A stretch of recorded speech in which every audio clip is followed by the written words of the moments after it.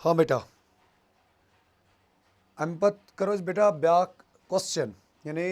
Exercise 7.3 बेटा पढ़ान यानी बेटा एक्सरसाइज 7.3 पढ़ान तो क्वेश्चन नंबर 1 मैं ऑलरेडी बेटा तो सो डिस्कस तो अम पत क्वेश्चन नंबर 2 मगर क्वेश्चन नंबर 2 ब्रो वन बह तो बेटा कंसेप्ट क्या वन बह बेटा यानी कोलिनियरिटी ऑफ पॉइंट्स चूंकि बेटा अगर तुम वो एक्सरसाइज 7.1 मज तरो मे तो डिस्कस यानी ये सात जन पॉइंट्स आसन गिवन यानी तत पोड़ तो अगर जन 3 पॉइंट आसन बेटा गिवन तो पता बेटा चेक कर कोलिनियर कि कोलिनियर कहें तन हाय मे बेटा तो 2 मेथड वन मे तो ग्राफिकल मेथड यानी त्रो ग्राफ या वन मे तो ब्या यानी with help of distance formula कि कड़ो गो बेटा 3 डिस्टेंस पत वन मे तो अगर अत 2 डिस्टेंसन सम 3 डिस्टेंस बराबर यानी 2 डिस्टेंसन सम सह बराबर 3 डिस्टेंस तो तेल वन पॉइंट्स कोलिनियर मगर ये वन बह तो बेटा ब्या कंसेप्ट तह यानी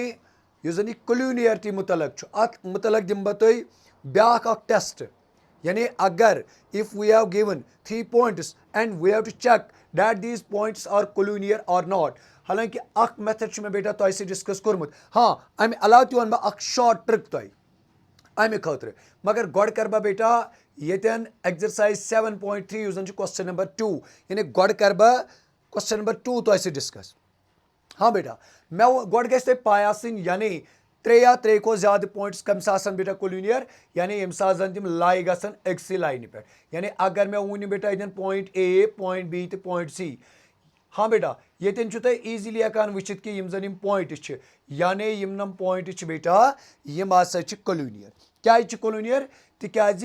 यम जन पॉइंट तम हसा गई लाई अक्सी लाइन पे यानी यम सा पे सेम लाइन पे वन मसल यानी नोम गई बेटा कोलिनियर पॉइंट्स गो ब्या चीज तक अगर वन इत पे निमक बह पॉइंट्स हाँ यानी मे नी पॉइंट पी पॉइंट क्यू तो पॉइंट आर अगर मैं बेटा ये पॉइंट 3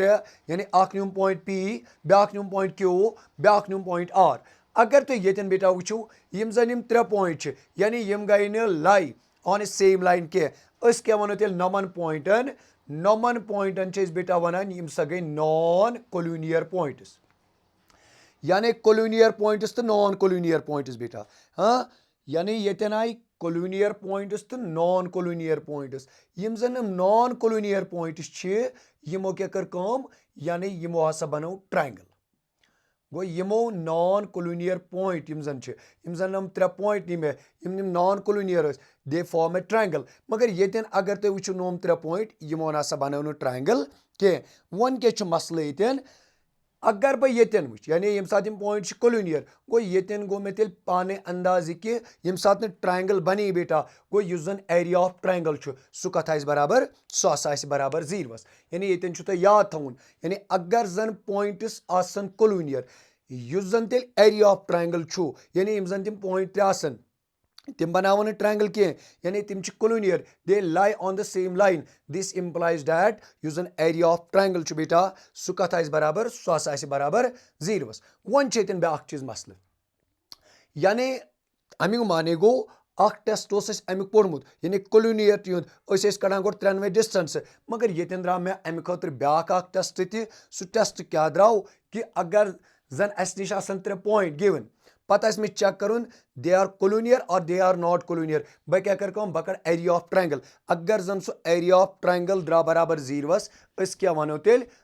दपो कि यम जन 3 पॉइंट यम हसा बेटा क्या यानी अगर एरिया ऑफ ट्रायंगल सह द्रा बराबर 0 वनो तेल युस जन तम पॉइंट्स यम हसा कोलिनियर तो अम पत क्या करो बेटा कम अम पत कर बह अम पत निमन बह एक्सरसाइज 7.2 युस जन यानी एक्सरसाइज 7.2 अमुक निमन बह बेटा वन क्वेश्चन नंबर 2 क्वेश्चन क्या वनान क्वेश्चन वनान बेटा in each of the following find the value of K for which the points are collinear यानी we have given that points are collinear यानी अस गिवन कि यम जन पॉइंट्स हसा कोल्यूनियर यानी अगर बह अमुक पार्ट नंबर 1 निमन पार्ट नंबर 1 क्या बेटा 7 कामा -2 यानी 7 कामा -2 बे 5 कामा 1 तो बे बेटा 3 कामा के यम 3 पॉइंट मगर युस जन ये के यह बेटा अननोन यानी यह दपान कड़ सा वैल्यू ऑफ के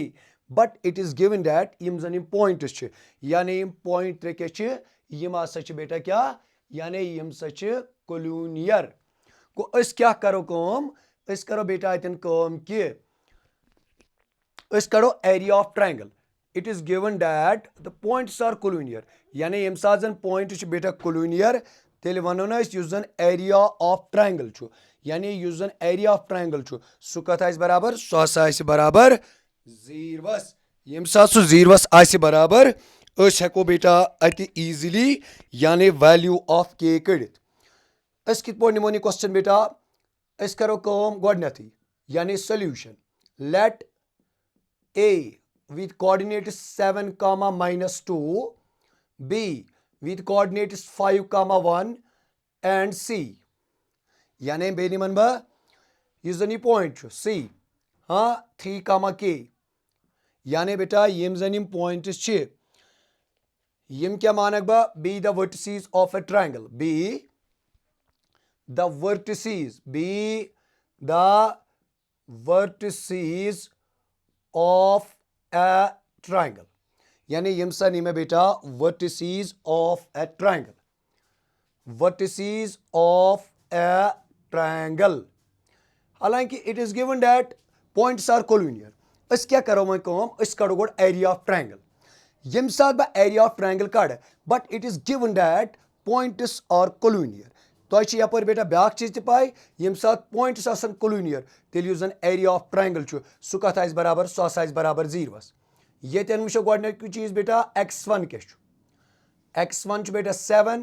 ये पे x2 क्या x2 5 ये पे x3 क्या डेट इज 3 ये पे बेटा y1 बेटा -2 ये पे y2 क्या डेट इज 1 ये पे y3 क्या बेटा it is k now how we determine the area of triangle चूंकि मे वोनमुत बेटा युस जन एरिया ऑफ ट्रायंगल आसान यानी इन पॉइंटन थो मे नाव ABC यानी युस जन एरिया ऑफ ट्रायंगल बेटा सह कत बराबर तुह पोर्मुत यानी formula half into bracket x1 into y2 minus y3 यानी बेटा y2 minus y3 plus x2 हाँ बेटा x2 into y3 minus y1 plus x3 into y1 minus y2 ये फार्मूला कर मैं ऑलरेडी यम साथ में यह एक्सरसाइज बेटा स्टार्ट कर तम साथ वोन मैं तुह युस जन एरिया आसान यह कत आसि बेटा बराबर यानी अमि फार्मूला सह बेटा एरिया ऑफ ए ट्रायंगल अम पत क्या करो कम अस करो बेटा पन पन वैल्यू दिमो अस करो एरिया अमि ट्रायंगल हाँ बेटा ये क्या लिख तेल यानी area of triangle ABC use जन सह कत बराबर हाफ लिखोन बेटा इथे पे अम पत क्या लिखो युस जन x1 वैल्यू बेटा what is the value of x1 यानी अगर तो x1 वो x1 वैल्यू क्या x1 वैल्यू बेटा 7 यानी it is 7 into what is the value of y2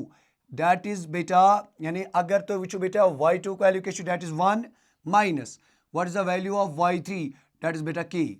plus what is the value of x2 का अगर value that is 5 into what is the value of y3 that is beta k minus what is the value of y1 that is -2 yani that is -2 plus what is the value of x3 agar wucho yeten that is 3 into y1 what is the value of y1 that is -2 and what is the value of y2 that is 1 now we will simplify this portion. ये बन area of triangle ABC. यानी अम पत क्या करो इस काम अस करो one simplify अस करो रिक्वायर्ड रिजल्ट बेटा गेट यानी युस जन एरिया ऑफ ट्रायंगल ABC छु ये क्या बन तेल हाफ लिखुन बेटा इथे पट ये क्या बन ये बन 7 यानी 7 into 1 that becomes 7 minus 7k यानी ये बने 7 minus 7k इथे पे बेटा यम साथ तो ये पे क्या बन ये बन 5 into k plus 2 हाँ यानी ये बन 5 into k plus 2 इथे पे अगर तो बेटा ये वो ये क्या बन plus 3 into minus 3 अम पत क्या करोन कम अम पत करोन बेती सिंपलीफाई ये बन area of triangle ABC equals to half into 7 minus 7k plus 5 into k it becomes 5k plus 5 into 2 it becomes 10 ये तन बनी बेटा क्या यानी ये तन सा बनी -9 हाँ बेटा यानी अगर तो अतन वुचू यानी ये क्या बन या सा बनी -9 अम पत क्या करो कम so go area of triangle ABC half गो बेटा इथे पट तिम यानी कांस्टेंट निमक बा अक्सी शा यानी अतनी बेटा 7 बे +10 बे -9 अगर तो नमन दोन ऑपरेशन कर बेटा ये बन -2k यानी अगर अतन वुचो ये क्या बने या सा बने -2k ये अगर बेती भाई सिंपलीफाई कर बेटा area of triangle ABC equals to half into ये क्या बनी ये बन 10 + 7 इट बिकम्स 17 -9 ये कूता बन बेटा यानी या सा बने 17 -9 -2k ये क्या बनी बेटा ये बनी हाफ into ये बन 8 माइनस बनी बेटा 2k यानी यम साथ में सब्ट्रैक्ट करो ये बनो अतन बेटा यम साथ में सिंपलीफाई करन ये क्या बनी या सा बनी 8 - 2k अम पत क्या करो इस बेटा कम चूंकि इट इज गिवन दैट यानी बेटा ये गिवन क्या गिवन युस जन यम पॉइंट्स हसा कोलिनियर यानी since it is given that points or collinear यम साथ बेटा points गए collinear तेल वनो ना युस जन area of triangle ABC छु सु कोता छु सा बेटा 0 अतन क्या करो कम चूंकि युस जन area of triangle ABC छु सु कोता गो मैं गेट बेटा यानी ये तने का भाई पढ़ती लिखी थी बेटा 8 - 2k upon 2 यानी अतने को बेटा ये पढ़ती लिखित so go area of triangle A ये कोता द्रा 8 - 2k upon 2 इक्वल्स टू गो बेटा 0